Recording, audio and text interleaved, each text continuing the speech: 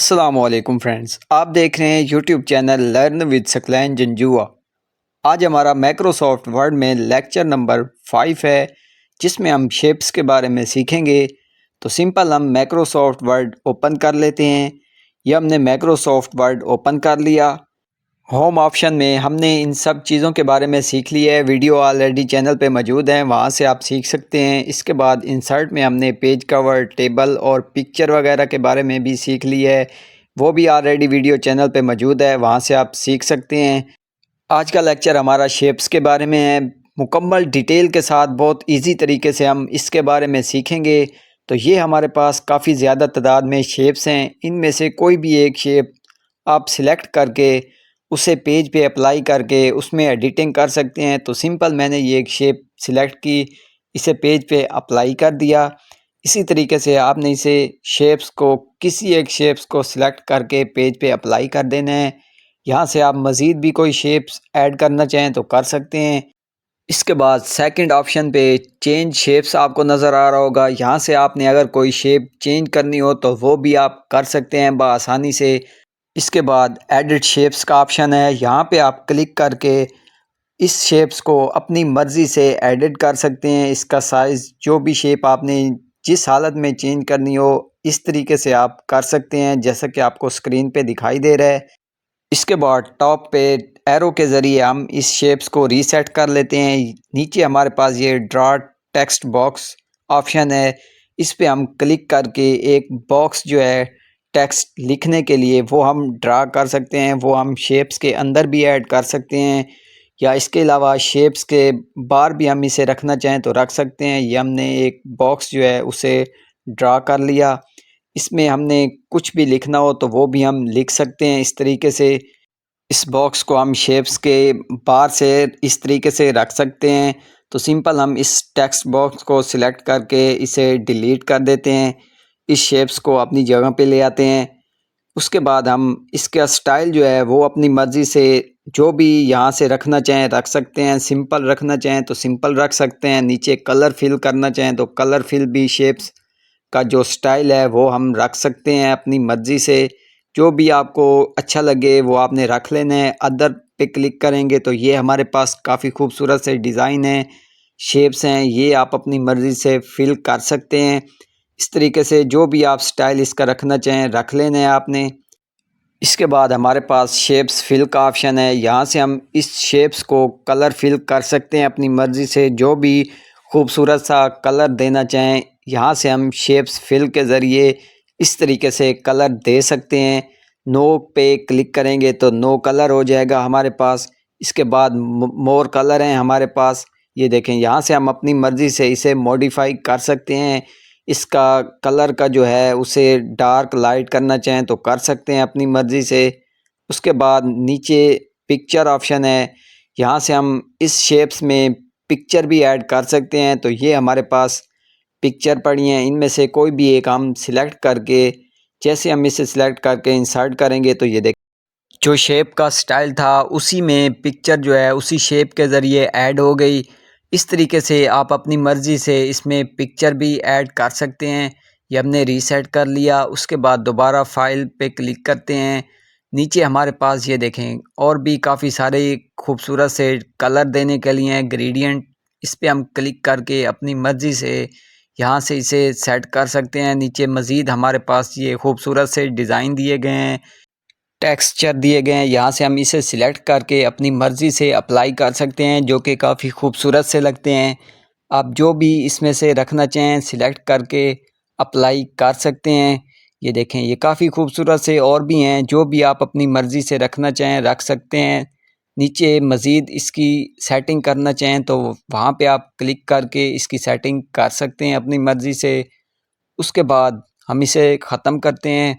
Shapes fill में हमारे पास ये सारे कंप्लीट हुए। इसके बाद हमारे पास नीचे शेप आउटलाइन का ऑप्शन है, यहाँ पे हम क्लिक करके इस शेप की जो आउटलाइन है उसे खूबसूरत से डिज़ाइन दे सकते हैं। उसकी आउटलाइन का स्टाइल जो है वो चेंज कर सकते हैं। ये देखें, यहाँ से आप अपनी मर्ज़ी से कोई भी कलर सिलेक्ट करेंगे तो वो अप्लाई हो जाएगा। नो आउटलाइन पे क्लिक करेंगे तो आउटलाइन नहीं होगी। उसके बाद मोर पे हम क्लिक करके इसके कलर मॉडिफाई कर सकते हैं। दोबारा हम आउटलाइन पे क्लिक करते हैं तो नीचे ये हमारे पास स्टाइल दिए गए हैं, लाइन स्टाइल जो हैं वो दिए गए हैं। यहाँ से आप अपनी मर्ज़ी से इसका साइज़ जो है जो भी रखना चाहें रख सकते हैं। मज़ीद इसे कलर देना चाहें कलर दे सकते हैं। इसका स्टाइल जो है चेंज करना चाहें यहाँ से आप कर सकते हैं अपनी मर्ज़ी से। उसके बाद नीचे हमारे पास ये डिज़ाइन दिए गए हैं, आप अपनी मर्ज़ी से यहाँ से डिज़ाइन भी चेंज कर सकते हैं। जो भी आप डिज़ाइन रखना चाहें रख सकते हैं। दोबारा आउटलाइन पे क्लिक करते हैं हम। ये देखें यहाँ पे भी आपको बॉर्डर जो हैं वो दिए गए हैं। जो भी आप सिलेक्ट करेंगे वो बॉर्डर अप्लाई हो जाएगा। इसके बाद शेप्स इफ़ेक्ट का ऑप्शन है, यहाँ से आप अपनी मर्ज़ी से इस शेप्स को इफ़ेक्ट दे सकते हैं। तो पहले मैं इस शेप्स का कलर जो है वो रीसेट कर लेता हूँ। यहाँ से मैं इसका कलर रीसेट कर लिया। इसके बाद हम इसे इफ़ेक्ट जो है वो अप्लाई करते हैं ताकि आसानी से हमें समझ आ जाए और अच्छे तरीके से हमें नज़र भी आए। तो यहाँ से आप अपनी मर्ज़ी से कोई भी इफ़ेक्ट देंगे तो नीचे आपको दिखाई दे रहा होगा ये इफ़ेक्ट जो है अप्लाई हो गया। उसके बाद 3D इफ़ेक्ट्स भी हैं, आप 3D में भी इस शेप्स को अप्लाई कर सकते हैं। इस तरीके से और भी काफ़ी खूबसूरत से हमारे पास इफ़ेक्ट हैं। ये देखें सेकंड लास्ट वाले पे हम क्लिक करके इसे खूबसूरत तरीके से इस शेप्स को इफ़ेक्ट दे सकते हैं जो कि काफ़ी खूबसूरत सा लग रहा है। इस तरीके से आप अपनी मर्ज़ी से इनमें से कोई भी एक सिलेक्ट करके उसे अप्लाई कर सकते हैं। इसके बाद हमारे पास वर्ड आर्ट स्टाइल है, यहाँ से हम जो भी वर्ड लिखेंगे उसको भी हम इफ़ेक्ट दे सकते हैं, ग्लो कर सकते हैं, 3D में इफ़ेक्ट दे सकते हैं। इसके बाद नीचे हमारे पास ट्रांसफॉर्म का ऑप्शन है, यहाँ पे हम क्लिक करके जो भी हम टेक्स्ट लिखेंगे उसे खूबसूरत तरीके से गोलाई में भी लिख सकते हैं। जिस शेप्स में हम लिखना चाहें उस पे हम सिलेक्ट करके जो भी हम लिखेंगे उसी शेप में वो अप्लाई हो जाएगा। ये मैंने इस सारे को सिलेक्ट कर लिया। इसका साइज़ बड़ा कर लेते हैं ताकि आसानी से आपको समझ आ जाए। ये देखें जो हमने सिलेक्ट किया था वही हमने अप्लाई किया तो ये हमारे पास उसी शेप में लिखा हुआ आ गया। इसके बाद दोबारा हम इसे सिलेक्ट करते हैं, वर्ड आर्ट स्टाइल पे हम क्लिक करेंगे। इसके बाद जो हमने लिखा है उसे हम अपनी मर्ज़ी से ये देखें यहाँ से शैडो दे सकते हैं, उसे ग्लो की सूरत में ऐड करना चाहें वो हम कर सकते हैं, 3D शेप में ऐड करना चाहें तो वो भी हम कर सकते हैं। दोबारा हम लास्ट पे ट्रांसफॉर्म पे क्लिक करेंगे। उसके बाद दोबारा हम कोई और शेप जो है हमने सिलेक्ट की तो उसी शेप में जो है उसी स्टाइल में वो अप्लाई हो गया। इस तरीके से गोल शेप में हम सिलेक्ट करते हैं, उसमें हम अप्लाई करके देखते हैं। ये हमने गोल शेप में इसे सिलेक्ट किया तो ये देखें ये गोल शेप में अप्लाई हो गया।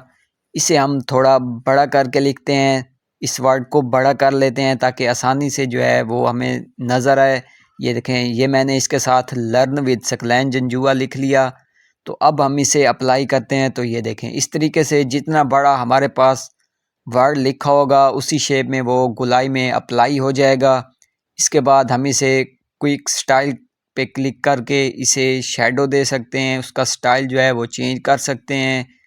दोबारा हम इसको सिलेक्ट करते हैं, सिलेक्ट करने के बाद ये देखें ये हमारे पास टेक्स्ट डायरेक्शन जो है वो हम अपनी मर्ज़ी से जिस इसे शेप में हालत में लिखना चाहें, जिस डायरेक्शन में हम लिखना चाहें इस तरीके से हम उस पर क्लिक करके इस तरीके से हम लिख सकते हैं।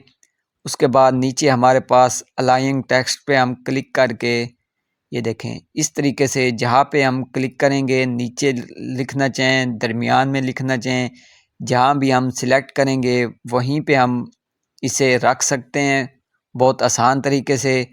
उसके बाद हमारे पास पोजीशन ऑप्शन है, इस पे हम क्लिक करेंगे तो जो हमारी शेप्स है उसमें जो लिखा हुआ है उसी शेप में उसी पोजीशन में हमारे पास ये अप्लाई हो जाएगा। उसके बाद यहाँ से आप इसकी मज़ीद सेटिंग करना चाहें इस तरीके से जो भी आप इधर से सिलेक्ट करेंगे उसी शेप में वो अप्लाई हो जाएगा। इसके बाद दोबारा हम इसे सिलेक्ट कर लेते हैं, सिलेक्ट करने के बाद ऊपर रैप टेक्स्ट पे हम क्लिक कर लेते हैं। इस पे जब हम क्लिक करेंगे तो इसमें हम इसे टॉप बॉटम जहाँ भी इसे सेट करना चाहें कर सकते हैं। इसे बिहाइंड द टेक्स्ट करना चाहें, इन फ्रंट ऑफ टेक्स्ट करना चाहें तो हम इस रैप टेक्स्ट के ज़रिए इसे सिलेक्ट कर सकते हैं, इसे अप्लाई कर सकते हैं। इसे मज़ीद एडिट करना चाहें तो इस तरीके से हम इसे एडिट कर सकते हैं। ये देखें, जहाँ पे आप माउस के ज़रिए इसे सिलेक्ट करेंगे उसी तरीके से आप इसे एडिट कर सकते हैं। उसके बाद यहाँ से हम इसे ब्रिंग फॉरवर्ड, सेंड बैकवर्ड, जहाँ जो भी आप करना चाहें कर सकते हैं। इसके बाद आप यहाँ पे क्लिक करके इसे टॉप पे रखना चाहें, बॉटम पे रखना चाहें, लेफ़्ट राइट, जहाँ भी आप इसे रखना चाहें आसानी से रख सकते हैं। ये सारे ऑप्शन हमें दिए गए हैं। इसके बाद हमारे पास रोटेट ऑप्शन है। रोटेट ऑप्शन पे हम क्लिक करके इसे अपनी मर्ज़ी से जिस हालत में रखना चाहें, जिस हालत में रोटेट करना चाहें कर सकते हैं। बहुत आसान तरीके से इसकी मज़ीद सेटिंग करना चाहें तो कर सकते हैं। उसके बाद ये हमारे पास यहाँ पे हम क्लिक करके इस शेप्स की लंबाई चौड़ाई जो है उसे छोटा बड़ा करना चाहें तो इस तरीके से हम आसानी से कर सकते हैं, बहुत इजी तरीके से। ये हमने इसे सिलेक्ट कर लिया, इसे दोबारा रीसेट कर लिया। रीसेट करने के बाद इसमें हम कोई और शेप ऐड करना चाहें तो यहाँ से हम आसानी से कर सकते हैं। शेप हम सिलेक्ट करके इसमें अप्लाई करके इसके हम कलर वगैरह चेंज कर सकते हैं। ये देखें, इस तरीके से इसका हम कलर अलग से रख लेते हैं ताकि आसानी से हमें समझ आ जाए। इसमें कुछ लिखना चाहें तो ऐड टेक्स्ट पे हम क्लिक कर लेंगे माउस के ज़रिए, राइट क्लिक करके ऐड टेक्स्ट पे हम क्लिक करके इसमें इस तरीके से जो भी हम लिखना चाहें लिख सकते हैं। इसे सिलेक्ट करके इसका कलर जो है वो चेंज कर लेते हैं। यहाँ से हम इसका कलर चेंज करेंगे। ये देखें, इस तरीके से जो है हम इस शेप्स में मज़ीद शेप ऐड करना चाहें तो इस तरीके से हम ऐड कर सकते हैं। इसी तरह मज़ीद हम नेक्स्ट वीडियो में सीखेंगे। तो आज के लिए इतना ही काफ़ी है। वीडियो अच्छी लगी हो तो मेरे चैनल को सब्सक्राइब करें, लाइक करें, शेयर करें, कमेंट्स करें।